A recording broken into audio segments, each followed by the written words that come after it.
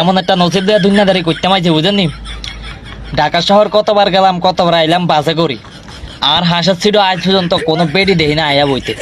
একদিন দেখলাম যে হঠাৎ করি এক যুবতী নারী আইসা আর হাসার ছিটকানিতে বইল।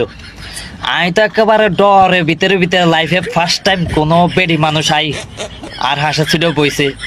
আমি তো শর্মে ভিতরে ভিতরে নরম হয়ে গেছি একেবারে, সব গলি গেছে ভিতরে, কাটতে আছি। আধা ঘন্টার মধ্যে আমি আর কল্লা সেদিকে ঘুরাই না, আরেকদিকে ঘুরাই রাখছি।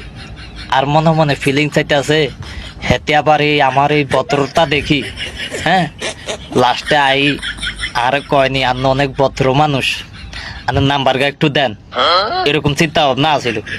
আধা ঘন্টা হরে হেতে কয় টাকা দে টাকা দে, মুখটা ঘুরাই হেতে থুত মারার দিকে সাউনের লগে আর রুমালিটা উল্টাই গেছে। হেতে দিয়ে ইজলা না।